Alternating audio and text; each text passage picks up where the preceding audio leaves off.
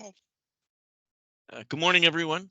It is Tuesday, May the 2nd, at about 10 o'clock in the morning. Welcome to the first public meeting for the consideration of the draft State of Connecticut 2023-2024 Action Plan for Housing and Community Development. This plan supports the 5-year consolidated plan for housing and community development, which is the primary planning document for 6 major formula grants from the U.S. Department of Housing and Urban Development to the Department of Housing and the state I of don't, Connecticut. I think it's This public meeting is being recorded and will be submitted as part of the action plan for HUD's consideration, along with all of the other community participation components. We are at the start of a 30-day public comment period, during which time we will take written comments on our action plan, as well as hold a series of public events. Again, this being the first of those opportunities. Please feel free to comment when you're given the opportunity. We will go around, if you will, to seek comments after I give a brief description of the plan, its budget, and its intended activities. We will also have an opportunity at the end for you to ask general questions, both about the plan, about the individual programs, and about the department overall. The one thing I would ask is if you do want to speak, please raise your hand using the Teams function. You should see that at the top bar. Should be a little opportunity to raise your hand. If you click that, it will come up in the chat for us in the order in which you raise your hand. Then if you would unmute yourself, introduce yourself, name and the organization that you represent, and please feel free to make any comment. Again, first phase will be I'll do a brief introduction, talk about the plan itself. Then we will look for comment. After the comments have ended, we'll then take generalized questions. Okay? Anybody have questions about that process before we start? If so, please raise your hand. Fantastic. You see before you the draft page, just the draft cover. I'm going to close that. I'll throw up the agenda. This is how the morning is intended to go. This is the opening and general logistics, which we have pretty much just completed. I will go over the budget for predominantly focused on the 6 major formula grant programs. Although when I show it to you, you will see that there are other funding activities identified. We'll talk about some of the housing priority highlights that are detailed in the plan. And then again, we'll look for comments, suggestions, etc. What is outside of that public meeting then will be the questions component, as I talked about. Okay.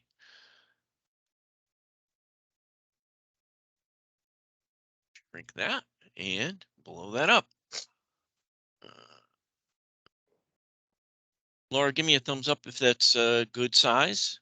Thank you. Thank you. Perfect. All right. We have a series of tables. These are actually included in the action plan itself. Table 1, which talks about the anticipated state and federal funding for development and housing support. 4 of the federal programs we're going to talk about today are covered, and they're the first 4 on this list. The Recovery Housing Program, the Home Investment Partnerships Program, Small Cities Community Development Block Grant, and the National Housing Trust Fund. You will also see a number of state resources identified, just to give you a feel for an understanding of the other sources that leverage these federal formula grants. Table 2, anticipated state and federal funding for individual and family services. Again, the top 2 are the programs in question for this action plan: the Emergency Solutions Grant Program and the Housing Opportunities for Persons with AIDS program. Again, as with Table 1, other state and federal resources that we bring to the table to leverage and assist those 6 programmatic areas in completing their functionality. We also have Table 3, which talks a little bit about our partner sister agency, the Connecticut Housing Finance Authority, and the availability of the federal low-income housing tax credit. Okay. So real quick, I'll go through the numbers and then I'll give you highlights on the department's priorities. Recovery Housing Program, more commonly referred to as CDBG RHP. We anticipate getting about $1.2 million. This will be year 3 of a 5-year pilot program for the Recovery Housing Program. It is specifically intended to create housing opportunities associated with persons in recovery.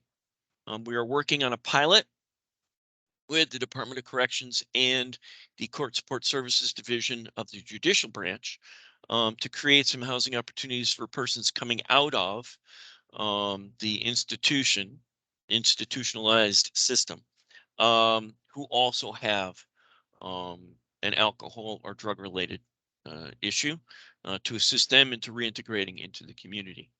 The Home Investment Partnership Program, this is predominantly a bricks and mortar program. It can do other activities, but our focus is on the creation and preservation of affordable housing with home. CDBG Small Cities is our single largest community development program, again, targeted at our smaller communities.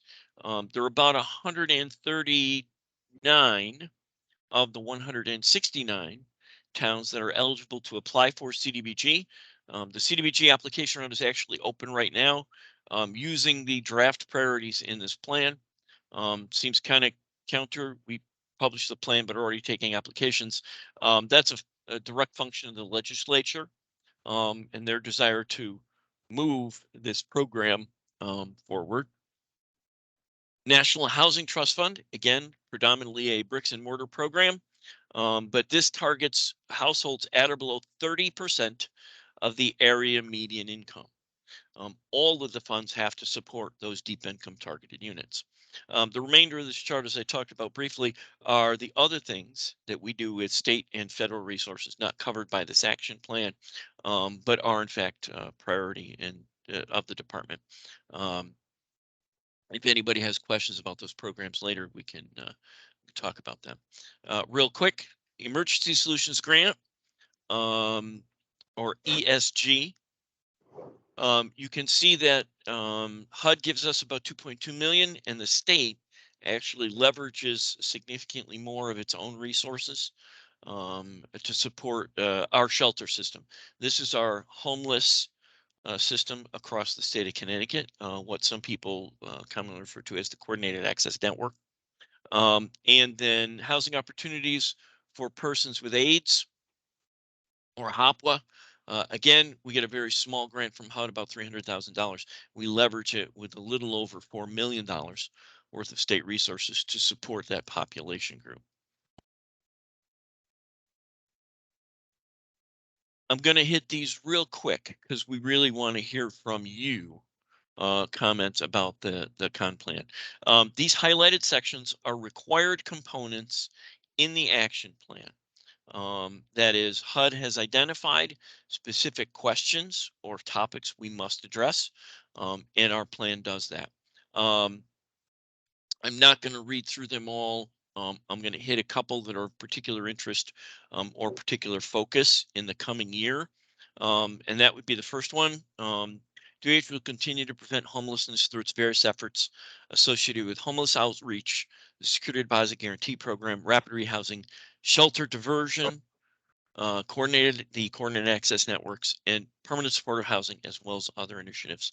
Our focus in the coming year is really about prevention of homelessness. If we can get to households or families before they become homeless, we find it costs less, is more effective, is more productive, and is more beneficial to those families. As the next paragraph talks about, in particular, shelter diversion, it prevents homelessness for people seeking shelter. And that's really a focus for us in the coming year. What actions will be taken to address emergency shelter and transitional housing needs? This is basically just a continuation of what we have been doing under the Department of Housing. Really nothing new to talk about. We will continue to work with our shelters to keep them operational. We do have and we do anticipate some additional state resources being targeted to support our shelter system in light of the increasing costs that everyone has seen as a result of COVID, as well as the impacts of inflation. I'll skip down. The following actions will be taken to assist significant subpopulations. Subpopulations are those subsets of individuals within the homeless system or approaching the homeless system who have other related issues. In this case, working with the Department of Mental Health and Addiction Services, we have the coordinated entry and access exit system through HMIS, the Homeless Management Information System, in the coordinated access networks. Basically, we are prioritizing those individuals that have a mental health or substance abuse disorder, recognizing that they have a higher level of service need than others, and to focus resources on those populations. In addition, we have created and are supporting a crisis response system for homeless youth, particularly during COVID. We have seen a dramatic increase in the number of homeless youth, that is, individuals between the ages of 18 and 26, and have increased targeted services for those population groups. Much of the rest of this is consistent with what we have been doing relative to homeless youth, veteran homelessness, and again, the housing opportunities for persons with AIDS system. What specific actions will we take to address obstacles meeting underserved needs? We will continue to prioritize the investment of state and federal capital.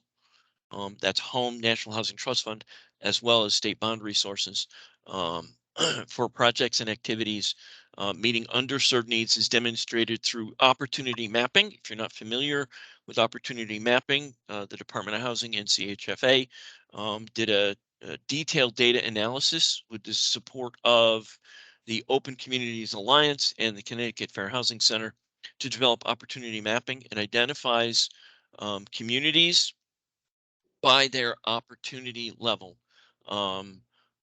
Crime, poverty, education, a host of other demographics to identify those communities that are higher opportunity communities versus lower opportunity communities. The map is available at the department's website.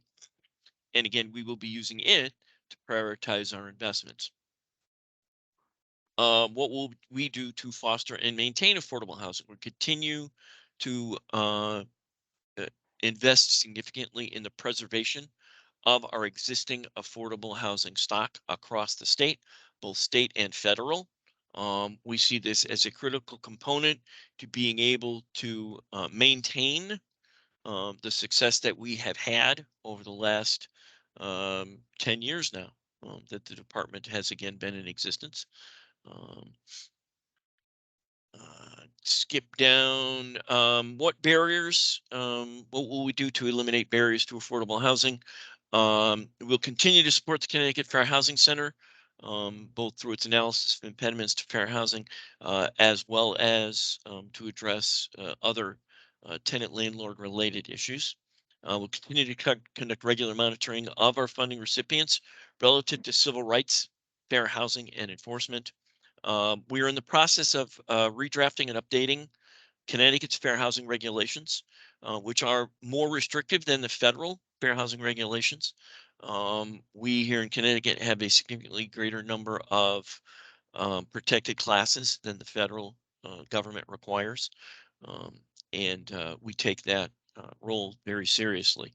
We'll also be implementing a variety of action steps to address major barriers as identified in the newly published analysis of impediments to fair housing choice, I will save you the boredom of reading through them, but please, if you have an opportunity or you have questions, take a look at our AI. It lays out specific action steps that we will take, as well as identifies action steps that can be taken at the local level to reduce barriers to the production of affordable housing. We're going to continue our association with selected contractors to administer programs to address housing code violations, energy conservation improvements, and fair housing education. We continue to try to overcome gaps in institutional structures and enhance collaboration and cooperation with our other state agency partners and with our municipal partners. In addition, we continue to try to work specifically with our public housing residents on initiatives designed to help improve not only their living conditions, but their opportunities as they move forward. Uh, Specific actions taken to reduce the number of persons living below the poverty level. All 6 programs that are covered by this action plan directly support the state's anti-poverty strategy. And we will continue to try to emphasize and look for opportunities to improve the state's anti-poverty strategy. It's focused in large part through the 2Gen initiative. If you are not familiar with 2Gen, links are available in the department's action plan and on the department's website. And finally, we tie our policies and priorities to these other state initiated plans. Both the state's economic action plan, which was updated in September of 21, the current conservation and development policies plan, which is due to be updated very shortly. Connecticut's TANF plan, which expires again in the coming year. Our new Section 8 administrative plan, which talks about how we will run the state's portion of the Housing Choice Voucher program, as well as its state equivalent, the state rental assistance program. And that's it for the highlights. Again, what we are looking for today is to initiate a conversation or to hear from you about our draft plan. I have the draft plan up so that if anyone has a specific comment about a specific section or a specific program, we can look at it, potentially engage in a conversation about it. But really, I'm going to shut up because we want to hear from you. What can we do better? What are we doing well? What are we not doing well? And if you have, after today's conversation, additional comments, you have, Laura, how much more time to our 30-day public comment period? Another 3 weeks or so? Thank you. So again, we do want written comment on our plan about what we intend to do, focused predominantly, but not exclusively, on these 6 major federal sources. That is what is required to be covered by this plan, but we want your input overall. So I'm going to ask, does anyone have comments about the current draft plan? Again, we will take questions after anyone who has a comment has been given the opportunity. Please raise your hand if you have a comment.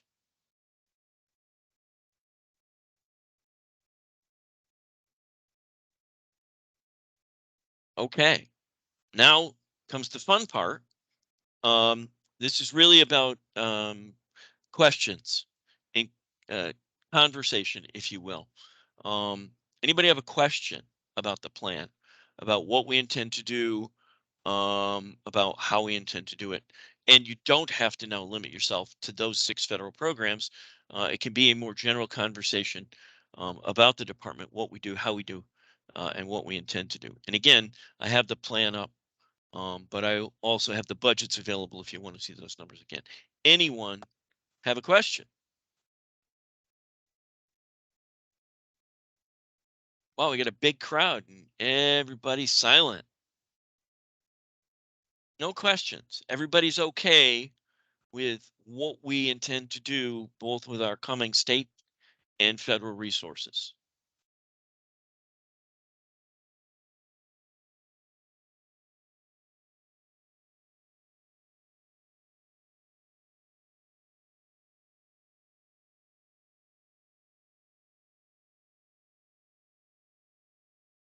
Okay, no questions, no comments, really. I,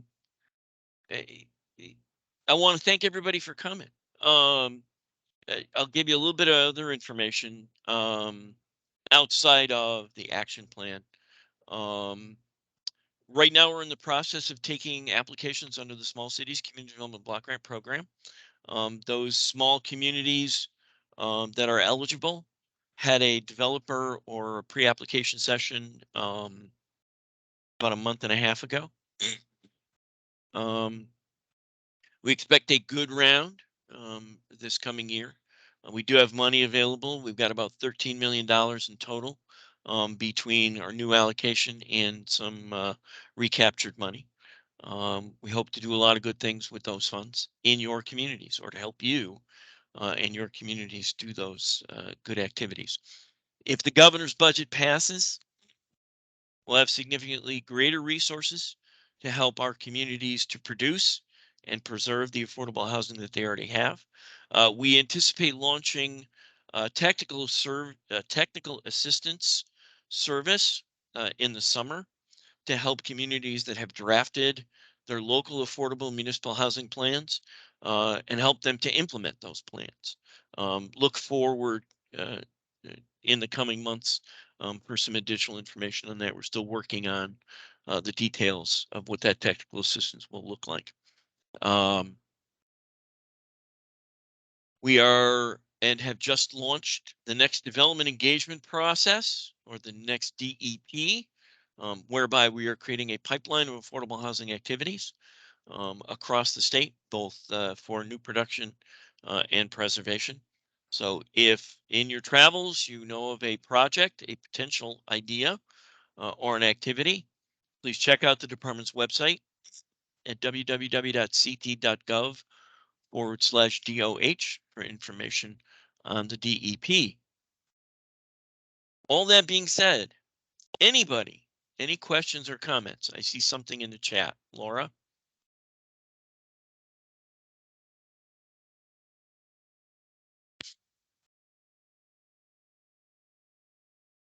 You're muted, Laura. Someone wanted me to mail out the PowerPoint. We don't have a PowerPoint. It Oh, was more of a conversation.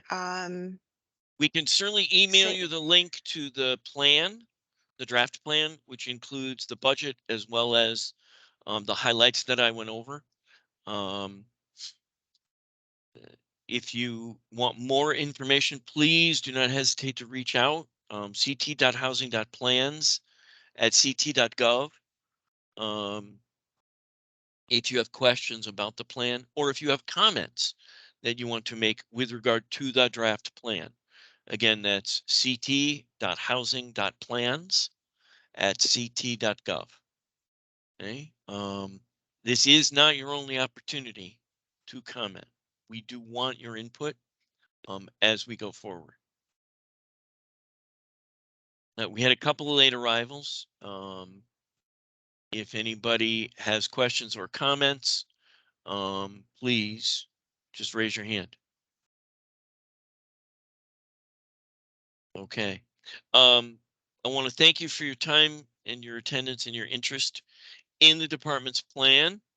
Again, we are here to help. We want to do what is best for the state of Connecticut, do what is best to help you, help your communities address their affordable housing needs. Please do not hesitate. Reach out through ct.housing.plans@ct.gov with any additional questions or comments. At that point, I will call this meeting to a close. Laura, thank you everyone for your time and attendance. Have a great day.